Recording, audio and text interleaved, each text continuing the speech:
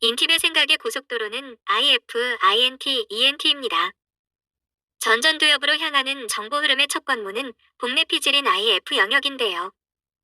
새로운 정보는 과거 경험적 기억을 떠올리게 하는 것인지 아닌지에 따라 감정을 수반하거나 수반하지 않고 복내 피질로 들어오게 됩니다. 이후 뇌 좌, 우반구로 흘러들어가는데 여기서 가장 발달한 뉴런 연결 회로에 따라 좌뇌 또는 우뇌, 이성사고 또는 정서사고, 내측 또는 외측으로 연결되어 해당 유형 고유의 특징적인 사고 흐름을 나타내게 됩니다. 이러한 뉴런 연결은 유전에 의한 뇌기능 상태 더하기 생애 초기인 영유아기 시절 완성된 정서적 특성을 바탕으로 20세 초기까지의 성장 환경과 경험에 의해 결정됩니다. 오늘의 주인공인 인팁은 선천적으로 창의와 직관의 뇌인 우뇌가 보다 우성한 유형인데요. 특히 우뇌 전전두엽의 배내측, 즉 위쪽 영역인 이성사고 기능이 발달한 유형입니다. 참고로 좌뇌와 우뇌 중앙 종축으로는 판단과 집행이, 전전두엽 위쪽인 배측과 아래쪽인 복측 사이에서는 인식, 감각이 일어나죠. 인팁은 우뇌 베네피젤 횡축 영역이 발달한 유형인데요. 결과적으로 우리는 다음의 세 가지만 잘 이해해도 인팁 고유의 특성과 본질적 특징을 잘 파악할 수 있게 됩니다. 바로 우뇌 베네피젤 인식 기능이죠. 우뇌는 창의와 직관의 뇌입니다. 비정형의 자유로운 인식을 추구하고 도형, 이미지, 색채 등 가시적인 정보에 효율적으로 반응합니다. 우뇌가 가진 예술적인 감각과 감정 기억을 활용한 뛰어난 직관, 풍부한 상상력과 주관적 시각은 목적 지향적인 상황에서 혁신적인 아이디어와 창의적 결과물로 나타납니다.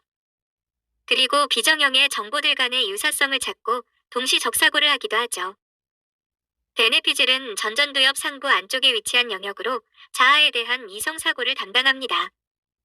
우뇌 자체가 인팁의 상상력, 예술성, 직관력에 기여하는 요소라면 베네피즐은 분석력을 부여하는데요. 이는 자신에 대한 이성적 이해를 통해 자아감을 형성하고 강한 자아감과 주체성, 내부적 가치에 초점을 맞춘 사회적 인간으로서 성장하게 하는 것을 의미합니다.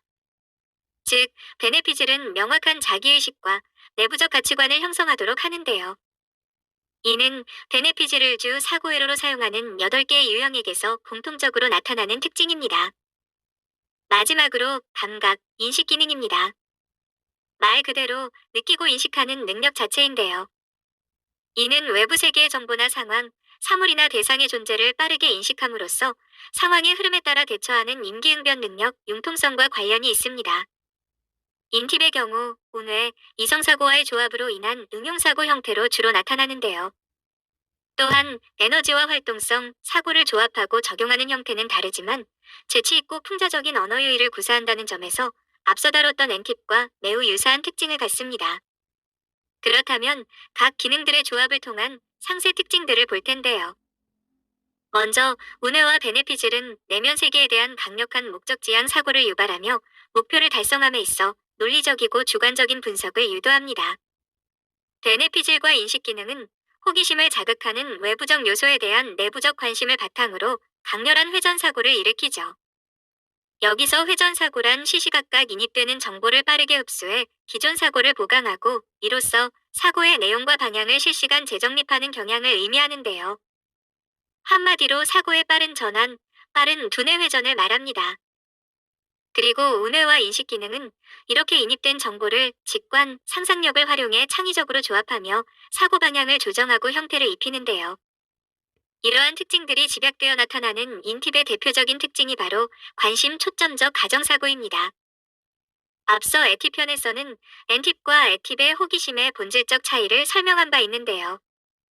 현재적 시제 가치를 중시하는 좌뇌형 인식사고형과는 다르게 미래 가치를 중시하는 엔티피의 경우 잠재적 가능성에 초점을 맞춘 탐구적 호기심을 보인다고 했었죠. 즉, 관심의 이유가 재미있어 보여서 또는 흥미로워서가 아니라 왜 저렇게 생각할까? 어떻게 하면 저렇게 되는 걸까? 식의 근본적 궁금증이 유발되기 때문인데요. 인팁은 앞서 설명한 빠른 회전사고와 탐구적 호기심의 조합, 비정형의 상상과 직관의 뇌인 우뇌의 영향으로 다분히 발산적인 가정사고의 특징을 나타내게 됩니다. 예를 들어 판단지향형인 인티제의 경우 외부 관심을 자기 안으로 끌어와 내성적 사고 과정을 통해 판단, 즉 결론을 도출하고 과제를 종결하는 편인데요. 이와 달리 인팁은 꼬리에 꼬리를 이어가는 사고 행위를 통해 자기 안에 일종의 비정형의 사고 구조물을 쌓아가는 것이죠. 이렇듯 위로 뻗어나가는 발산적 사고 흐름을 외성적 사고라고 하며, 이렇게 인팁에게 선택된 주제는 베네피질 분석 사고과 운회 직관의 영향으로 만일, 만약에, 혹시 등 질문을 수반한 추론 분석적 가정 사고를 거치게 됩니다. 이것이 인팁 유형만의 독특한 공상적 사고 행위가 일어나는 원리이며, 과학과 첨단 기술 분야의 혁신을 가져온 위인들 중 유독 이 유형이 많은 이유이기도 합니다. 또한 이러한 발산적 가정사고, 상상력과 탐구적 사고 경향과 빠른 두뇌 회전은 인팁에게 뛰어난 임기응변 능력을 부여하는데요. 상황 대처에 대한 행동적 측면에서 그 특징이 두드러지는 외향형과는 달리, 즉각적인 구어구사나 아이디어적 측면에서 매우 직관적으로 그 특징이 잘 드러나게 됩니다. 결론적으로 이러한 뇌기능 특성을 통해 해석한 인팁의 본질적 특징은 다음과 같습니다. 하나, 인팁은 자신의 탐구심과 지적 호기심을 자극하는 특정 주제에 대한 강렬한 목적 지향 사고를 바탕으로 내부적 성취를 동기 삼아 살아가는 유형입니다. 둘, 이 과정에서 인팁은 매우 독립적이면서도 학구적인 사회생활을 하며 뛰어난 추론사고와 연구적 행위를 통해 혁신적인 대안을 제시하는 역량이 가장 뛰어난 사람들입니다. 셋, 인팁은 이렇듯 자신의 추론이 사실로 입증되거나 성과가 드러나는 과정 속에서 자기 효능감을 느끼며 자기 자신에 대한 기대와 확신을 재확인하는 행위 속에서 높은 자존감을 느끼는 유형입니다. 넷, 따라서 인팁은 자신의 자율적이고 독립적인 성향과 개성적인 발상을 있는 그대로 존중받고 수용할 수 있는 환경 속에서 자기 역량의 최대치를 발휘하는 유형입니다. 그리고 다섯, 상기 운해와 이성사고의 조합을 통해 다음과 같은 기타 총체적인 특징을 갖습니다. 자존감, 분석적, 융통성, 주체적 성향, 개방적 사고, 개인주의, 능률 중심, 가능성 중시, 개괄적 안목, 직관적, 창의적, 주관적 시각, 수용적 태도, 사실 중심, 추론적 해석, 팔레트식 정리, 자율성 지향, 솔직한 표현, 논증적 태도, 신중한 결정, 즉흥적 집행, 비판적, 독립적, 통찰적. 이러한 특징 중 운해와 관련한 특성은 어린 시절부터 관찰되지만, 이성사고와 조합된 고차원적 특징은 성인이 된 후 보다 확실히 드러나게 됩니다. 성장기의 모든 환경과 관계적 경험이 가치관을 만들기 때문이고, 그 완성 시기가 20대 초반까지이기 때문이죠. 그래서 인팁의 총체적인 특성이 가장 잘 드러나는 시기가 그들의 20대라고 할 수 있습니다.